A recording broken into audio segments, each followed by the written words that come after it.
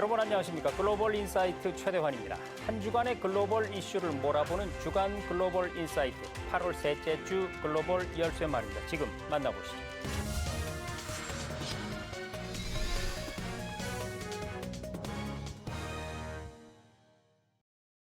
네, 이재명 대통령이 정상급 인사를 국빈 자격으로 맞은 건 취임 이후 이번이 처음입니다. 베트남 서열 1위인 당 서기장 방한은 2014년 이후 11년 만이고요.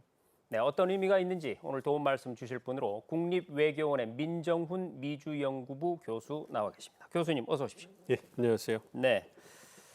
11일 오후에 이재명 대통령과 또런 베트남 서기장이 공동 언론 발표를 진행했습니다. 그럼 먼저 교수님께서 대한민국과 베트남 이 정상회담 결과와 의미를 전체적으로 한번 짚어주시죠. 예, 말씀해 주신 것처럼 어제죠. 11일 오후에 우리 이재명 대통령과 또런 베트남 서기장이 공동 언론 발표를 했는데요. 네. 무엇보다 중요한 것은 이번 정상회담 국빈 방문이에요. 그리고 11년 만에 베트남의 권력설 1위가 오신 거기 때문에 굉장히 의미가 있고요. 그거는 우리 이재명 정부에서 베트남과의 그 관계를 얼마나 중시하느냐, 그렇죠. 이거를 보여주는 거기 때문에 상징성이 크다 이렇게 말씀을 드릴 수 있겠고요. 이미 한국과 베트남은 어떤 그 협력 관계에서 최고 수준인 포괄적 전략 동반자 관계를 맺고 있어요. 네. 그렇기 때문에 그 이상의 이제 관계를 형성하기 어렵기 때문에 그럼에도 불구하고 관계를 심화시키기 위해서 한 베트남 포괄적 전략 동반자 관계 심화를 위한 공동성명을 채택을 했습니다. 그래서 포괄적 전략 동반자 관계이기 때문에 포괄적이기 때문에 거의 제반 분야에 걸쳐서 한국과 베트남의 협력이 이루어진다는 얘기고요. 전략적이라는 거는 양국의 이해관계가 있다면 언제든지 함께 협력을 할 수 있다. 그리고 동반자니까 함께 간다는 거예요. 그러니까 뭔가 손에 손을 잡고 인간과 인간의 관계를 그래서 서로가 시장으로서 경제적 이해만 갖고 이용하는 것이 아니라 뭔가 연대, 정석 연대를 형성하면서 관계를 깊이 있게 만들다 이런 것을 이제 그 내포하고 있는 것이거든요. 그래서 어제 공동성명 보면 다양한 부분에서 이제 협력을 중대하기로 했는데요. 세 가지 부분이 가장 그 관심이 끈다 이렇게 볼 수가 있어요.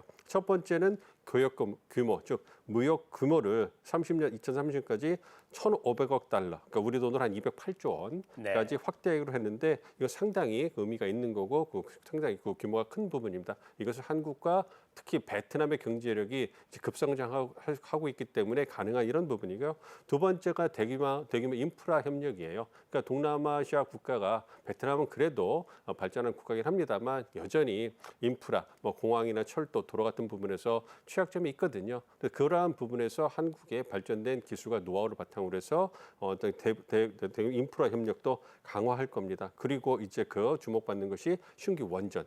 베트남이 경제 발전을 하기 때문에 어떤 전기 수요가 많거든요. 네. 그거를 충당하기 위해서 원전 수요라든지 고속도로 사업 이런 부분에서도 협력을 하기로 했고, 그다음에 더 가장 주목하는 미래 산업 분야예요. 그러니까 첨단 과학기술, 재생에너지, 핵심 광물 분야 파트너십을 강화한다. 이게 합의를 했거든요. 그러니까 베트남 같은 경우에는 젊은 인구들이 많고 네. 미래 먹거리 산업에 관심이 많습니다. 그런 부분에서 한국이 그냥 베트남을 노동시장으로 이용하는 것이 아니라 그러한 부분에서 미래 경쟁력을 갖춰주는 그러한 그 동반자 관계를 맺자 하기 때문에 그런 부분에서 이번에 또 그 미래 산업 분야, 첨단 기술 분야에서 협력을 강화를 했습니다. 이 얘기는 말씀드린 세 가지 분야를 중심으로 해서 한국과 베트남이 정말로 제반 분야에 걸쳐서 협력을 강화한다고 하고 있기 때문에 이제 동남아에 있어서의 우리 외교안보적인 어떤 지원군 그리고 경제 기술 문화 교육 측면에서 상당한 우분을 얻을 수 있다는 점에서 상당한 그 상징성이 있다 생각하고 있습니다. 네, 지금 교수님께서 한 베트남 정상회담의 성과를 전체적으로 한번 훑어주셨는데요. 이 또런 베트남 서기장의 방한이 이재명 대통령이 취임한 지 67일 만에 전격적으로 이루어진 첫 국빈 방문입니다. 그럼 여기서 궁금해지는데요, 교수님. 왜 지금 베트남인가? 이 부분을 한번 들어볼까요? 이재명 정부의 외교 정책의 방향성은 잘 아시는 것처럼 국익 중심의 실용외교입니다. 네. 그래서 굳건한 한미 동맹을 토대로 한미일 협력을 강화하고 그걸 토대로 해서 중국, 러시아 같은 주변국들의 관계를 강화해 나가는 것이거든요. 그것과 더불어서 이제 우리의 국력을 투사해 나갈 때 이제 문재인 정부 때 신남방 정책 같이 아세안 인도태평양 그 지역으로 나가는 길목에는 아세안 국가들과 협력이 굉장히 중요해요. 네. 그 핵심 국가인 베트남과 협력은 굉장히 중요한 겁니다. 그리고 말씀드린 것처럼 베트남이 경제라든지 기술, 어떤 노동력에 있어서 상당히 잠재력을 갖고 있고 역량이 있기 때문에 네. 우리에게 굉장히 중요한 파트너라고 할 수 있습니다. 그렇기 때문에 그러한 중요성을 고려해서 베트남을 그 첫 번째 국민 방문 국가로 설정을 했고요. 구체적으로 조금만 더 말씀드리면 베트남은 최근에 그 세계 경제가 어렵지 않습니까? 네. 그렇고 이제 미중 경쟁이 또 심화되고 트럼프발 관세 정쟁이 이제 그 본격화 되면서 상당히 경제적 불안정성이 확대가 되고 있는데 그럼에도 불구하고 베트남 경제는 이번에 한 8% 정도의 성장률을 거두고 있습니다. 그런 부분에서 굉장히 잠재력이 있다고 보고 있고요. 그리고 미중 경쟁이 심화되면서 이제 중국의 그 생산 기조를 걷던 그 기업들, 미국이나 유럽 국가들 기업들이 이제 기업들을 철수하거나 투자를 철회하는 이런 현상이 많아지고 있거든요. 그 대안이 필요하잖아요. 네. 그 대안으로 떠오르는 것이 동남아 지역이고 대표적인 경우에 베트남입니다. 그렇기 때문에 이 베트남과의 협력을 강화하는 것은 우리에게도 상당한 이익을 줄 수 있는 국익에 어떤 그 부합하는 그러한 그 국가이기 때문에 최초의 국빈 방문이 이루어졌다 이렇게 보고 있습니다. 그렇군요. 자, 교수님께서 지금 설명해 주시는 와중에 나온 얘기지만 이 불황의 늪으로 빠져들고 있는 이 세계 각국의 제조업. 근데 그 상황에서도 베트남은 포스트 차이나 이렇게 불리면서 약진을 하고 있습니다. 물론 이제 미중 갈등의 틈바구니에서 수혜를 봤다고 하더라도 사실 준비된 자가 아니면 기회가 와도 잡을 수 없지 않습니까? 베트남 성장의 근본적인 동력 어디에 있을까요?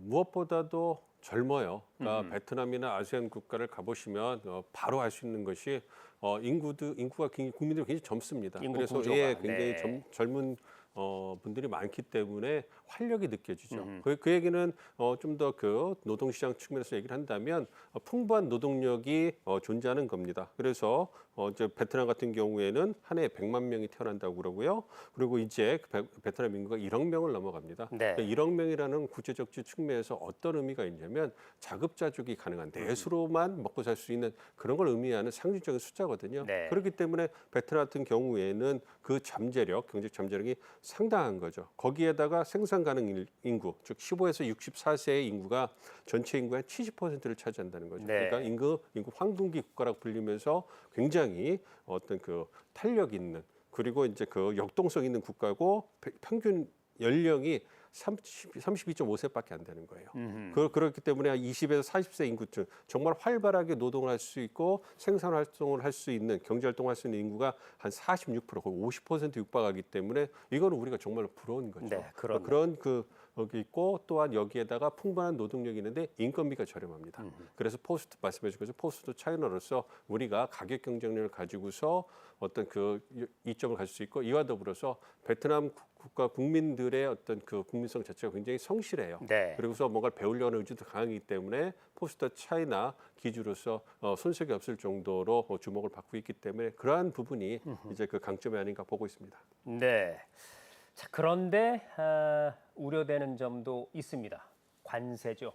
미국과의 관세 협정에서 베트남은 영국에 이어서 두 번째로 빠른 타결을 했는데 베트남 수입품에는 20%, 또 중국이나 제3국에서 생산된 뒤에 베트남을 경유해서 미국으로 들어가는 제품에는 무려 40% 관세를 매기기로 했습니다. 자, 앞으로 그 여파가 좀 나타나지 않겠습니까, 교수님? 좀 지켜봐야 될 것 같습니다.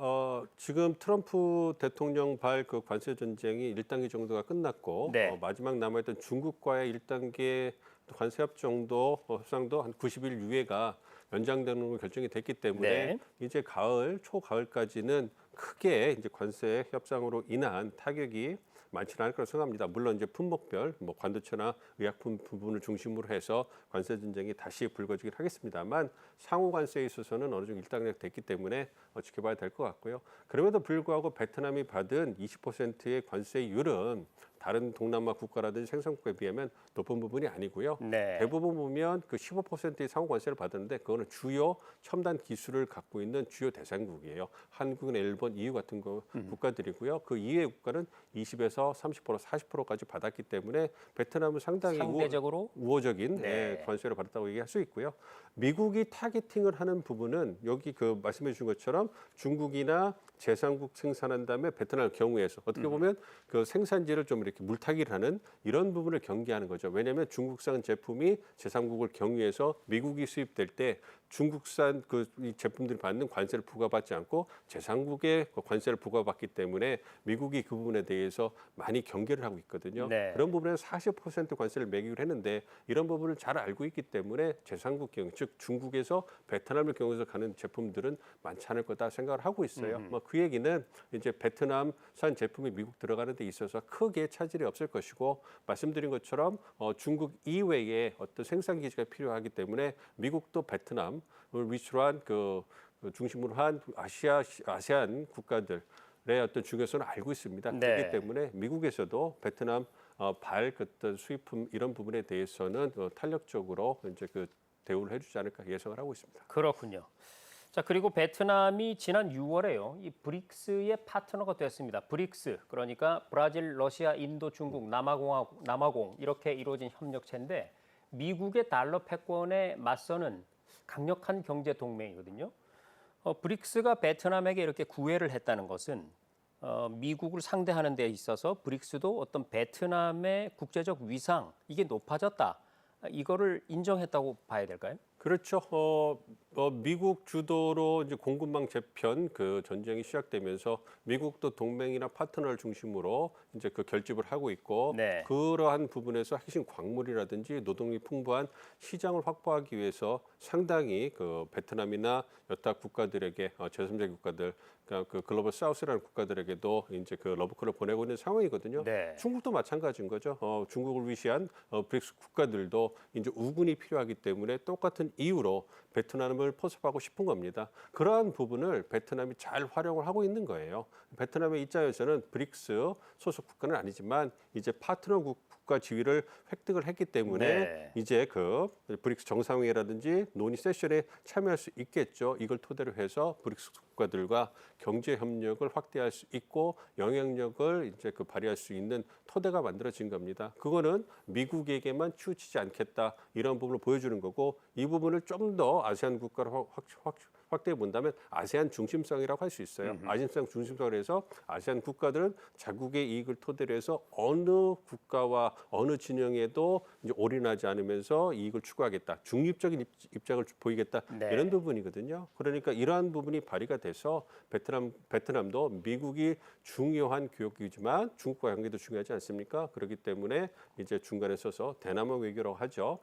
탄력적으로 이제 그러한 모습을 보여주는 것이고 그러한 부분은 우리에게도 굉장히 많은 울림을 주는 네. 외교가 아닌가 생각하고 있습니다. 그렇습니다. 베트남이 이렇게 떠오르는 국가이다 보니까 중국의 시진핑 주석도 베트남의 마음을 사기 위해서 상당한 노력을 기울이고 있는 것 같습니다. 지난 4월에 베트남 국빈 방문해서 미국의 관세 공격에 함께 대응하자 이렇게 얘기를 했었죠. 베트남도 우리처럼 실용 외교, 균형 외교 이런 걸 굉장히 중시하는 쪽인데 당시 베트남의 반응은 어땠습니까? 말씀해 주신 것처럼 실용 외교를 여실히 보여준 거죠. 네. 그러니까 베트남이 미국과 중국 사이에서 어떠한 이해관계를 갖고 있는가를 명확히 보여줬다고 생각을 해요.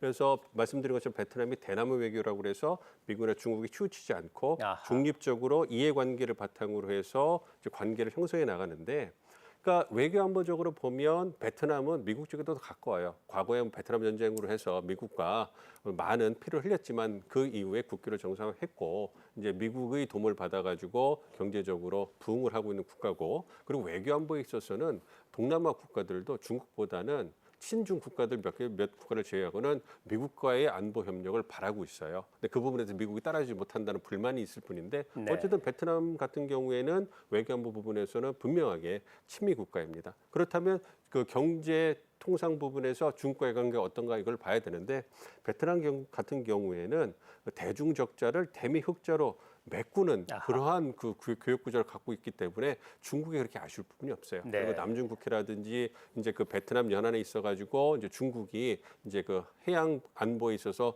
영향을 확대하고 있기 때문에 불편한 부분이 있거든요. 그렇기 때문에 중국과의 관계를 관리한다는 측면에서 시진핑 주석을 맞이하지만 그렇다고 해서 중국이 원하는 대로 미국에 대해서 싸우자, 항전하자 이런 부분에 대해서 목소리를 내지 않습니다. 네. 아쉬운 부분은 얘기하고 중국도 바꿔라. 그러면서도 우리는 미국에게 치우치지 않겠다. 이런 얘기를 하는 부분이 있거든요. 그렇기 때문에 중국의 의도와는 다르게 베트남이 다른 그 목소리를 냈기 때문에 중국도 다소는 불편한 그 시선으로 바라보지 않을까 생각하고 있습니다. 네.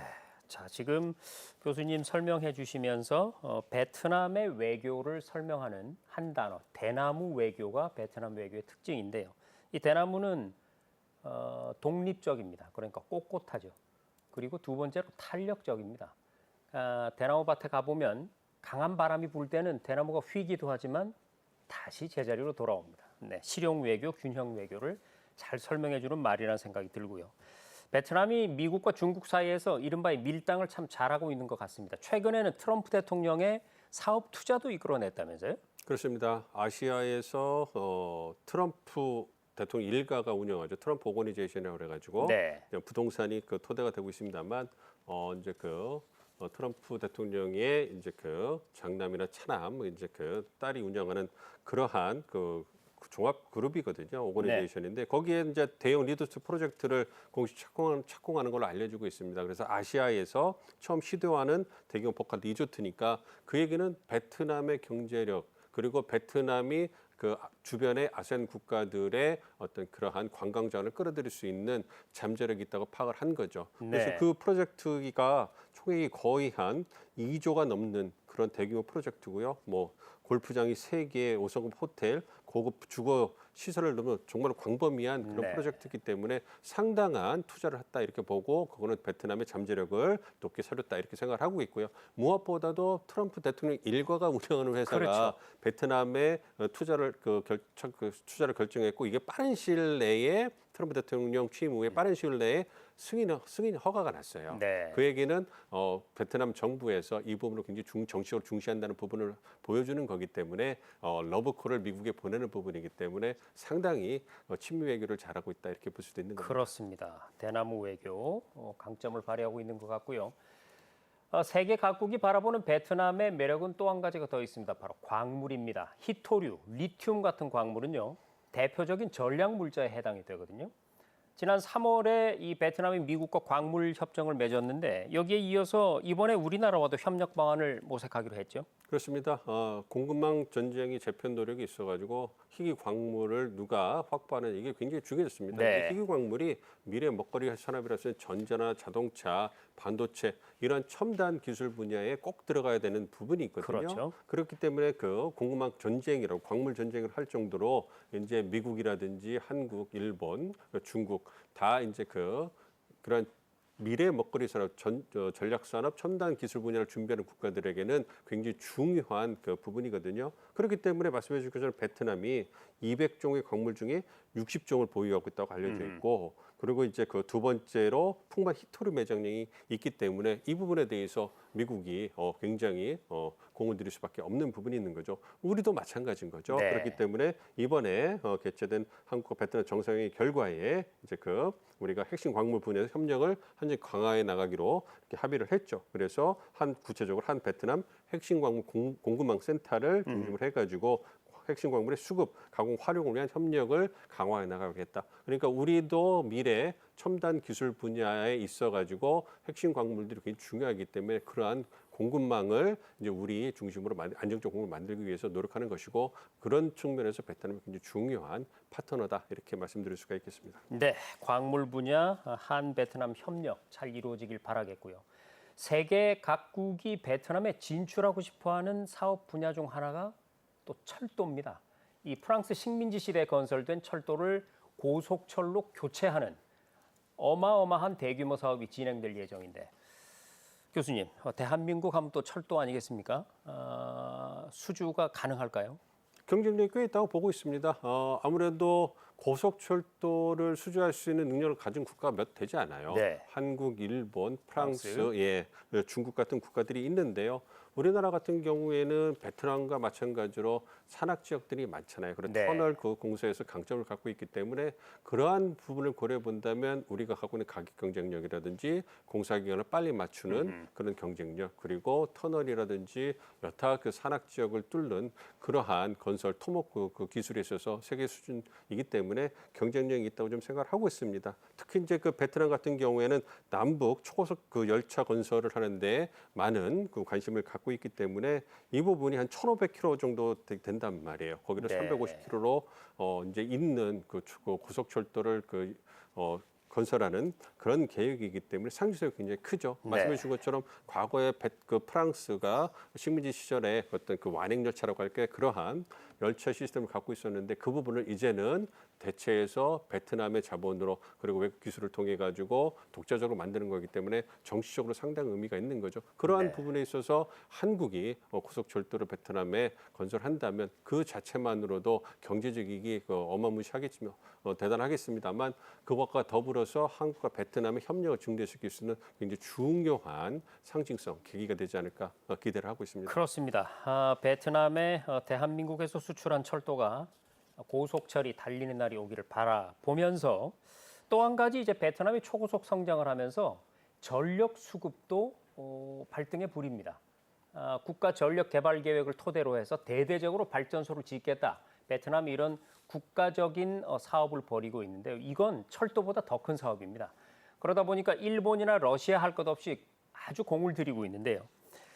이번 정상회담을 계기로 이 전력 수급 이 부분에 있어서 우리가 조금 더 유리한 고지를 점했다고 봐도 될까요? 어떻습니까? 그렇습니다. 그러니까 원전 사업이 곽광을 받고 있는 거죠. 그러니까 네. 말씀해 주신 것처럼 베트남이 경제 성장을 하고 많은 전력 수요가 필요하기 때문에 과거에는 뭐 석탄이라든지 화석 연료를 그 중심으로 해서 그런 에너지 수급을 했는데 이제는 그걸로 이제 감당하기 어려운 거고요. 네. 그리고 세계 기준이 아무래도 친환경 에너지 쪽으로 전환되고 있기 때문에 그러한 부분을 맞춰줘야지만 베트남에 대해서도 또 외국 선진국들이 공장을 건설하고 이러한 투자를 할 수 있는 여건이 마련되는 거거든요. 네. 그래서 친환경 에너지를 이제 상용할 수 있는 그러한 토대가 만들어져야지만 그게 가능한 거기 때문에 베트남도 태양력, 풍력, LNG 그리고 전환기로서 원전이 필요한 그런 상황입니다. 그렇기 때문에 아무래도 그러한 부분들 친환경 에너지 부분에서 우리가 강점을 갖고 있는 게 있죠. 가격 경쟁도 있고 네. 그렇기 때문에 원전 같은 경우는 소형 우리가 SMR 부분에서 상당히 뛰어난 그 제조 능력을 갖고 그렇죠. 있기 때문에 그러한 부분에서 이제 우리의 어떤 그 경쟁력이 있다고 생각하고 있고요.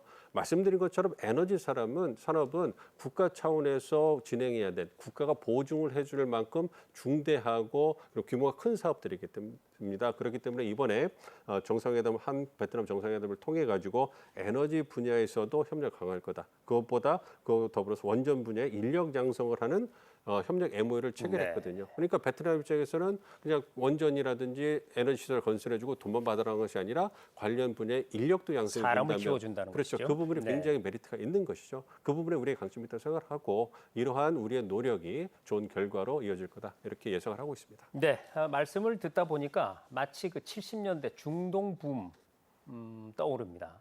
그런데 그때와 지금은 좀 많이 달라진 것이 이제 교역이라는 것이 주는 것과 오는 것이 균형적으로 이루어져야 관계가 오래 간다는 것이죠. 자, 그런 의미에서 교수님, 베트남에 대한 대한민국의 투자 어떻게 잘 진행이 되고 있습니까? 그렇습니다.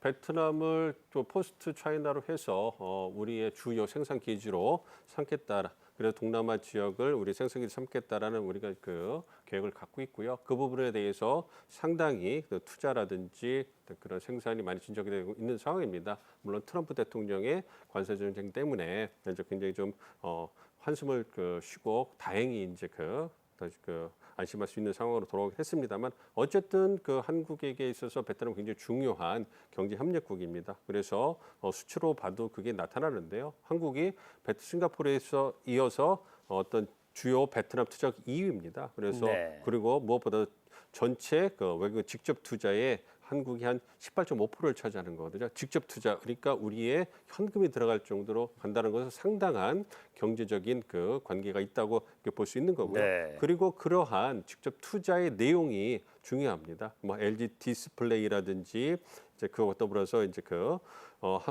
반도체 패키징 기업이 들어갔다든지 효성이 이제 바이오 BOD, BDO 이런 생산을 한다든지 그런 부분 같은 경우는 첨단 기술 미래 먹거리 산업이거든요. 네. 그러한 그 부분에서 이제 우리가 베트남에 투자를 하고 있는 것이고 이것은 베트남 내 양질의 일자리, 하이페잉 잡이라는 것을 만들어내는 부분이거든요. 그러니까 단순히 베트남을 과거에 과거지향적인 노동시장으로 간주하는 것이 아니라 함께 윈윈할 수 있는 그러한 고급 부가가치 산업을 중심으로 협력을 하고 있기 때문에 그런 측면에서 양산만이 다른 거고 그에 따라서 양국 간의 경쟁력은 미래가 밝다 이렇게도 말씀드릴 수가 있겠습니다. 네.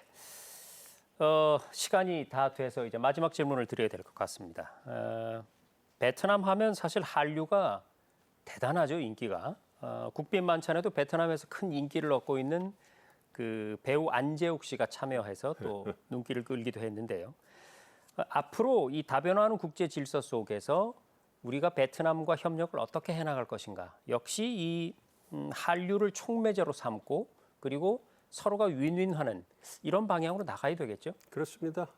모두에 말씀드린 것처럼 우리가 투자 규모라든지 어떤 사업 규모가 중국이나 일본에 비해서는 한계가 있습니다. 네. 그러한 부분을 극복하고 우리가 베트남과 동남아 시장에서 우리의 경제적 이익 그리고 협력을 증대하기 위해서는 우리만의 어떠한 그러한 메리트가 있어야 되는데 그것이 바로 말씀해 주셨죠. 인간과 인간을 연결해주는 공감대 형성. 그 토대에는 한류에 대한 그 긍정적인 인식이 있는 것이고요. 그걸 바탕으로 해서 말씀드린 것처럼 베트남이나 동남아를 단순하게 노동시장이 아니라 함께 상생할 수 있는, 윈윈할 수 있는 그래서 고급 인력을 양성해주고 미래 기술을 전수해주는 이러한 부분에서 우리가 강점을 갖고 있고 그러한 부분을 실제로 베트남이라든지 동남 국가들이 높게 하고 있습니다. 그래서 한국과 이제 경제협력을 지속적으로 하고 확대하고 싶은 이런 부분이 있고요. 특히 베트남 같은 경우에는 우리하고 국민성이 굉장히 비슷하다는 평가를 받고 있습니다. 네. 그래서 인적 교류도 굉장히 활발하게 이루어지고 있잖아요. 그래서